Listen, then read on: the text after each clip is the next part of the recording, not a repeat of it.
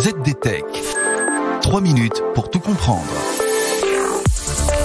Bonjour à tous et bienvenue dans le ZDTech, le podcast quotidien de la rédaction de ZDNet.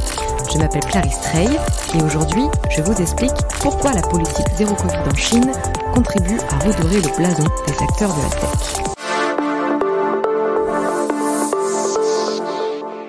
Baidu, Alibaba, Tencent, Xiaomi, vous les reconnaissez, ce sont les équivalents chinois des fameux GAFAM, renommés pour faire court les BATX. Ces mastodontes se partagent un marché énorme, plus d'1 milliard d'habitants, mais depuis plusieurs mois, Pékin est bien décidé à leur rendre la vie dure. Nouveaux règlements, amendes en cascade, la Chine redouble de surveillance pour ses entreprises de la tech, tant pour leur exploitation locale qu'à l'étranger.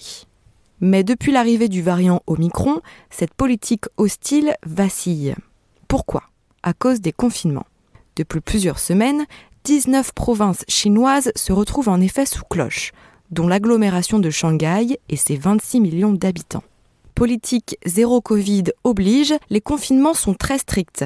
Pas question de remplir une attestation pour sortir prendre l'air. Et par conséquent, les chaînes d'approvisionnement souffrent. Pourtant, si l'économie du pays est durement touchée, une filière tient bon, les applications de livraison à domicile.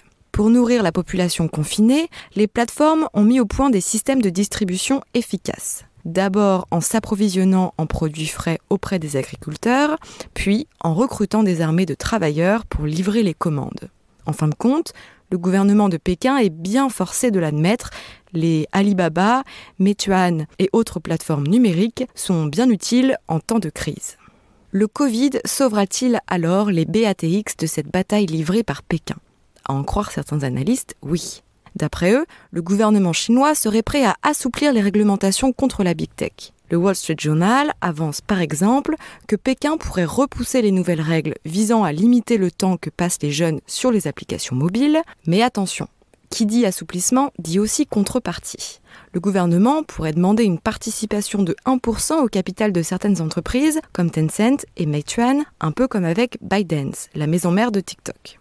En prenant une petite participation au capital, l'État s'assurait ainsi d'avoir son mot à dire dans les décisions des entreprises.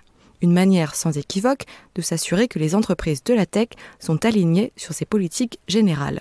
Et voilà, normalement on a fait le tour du sujet. Pour en savoir plus, rendez-vous sur zdnet.fr et retrouvez tous les jours un nouvel épisode du ZDTech sur vos plateformes de podcast préférées. ZDTech. 3 minutes pour tout comprendre.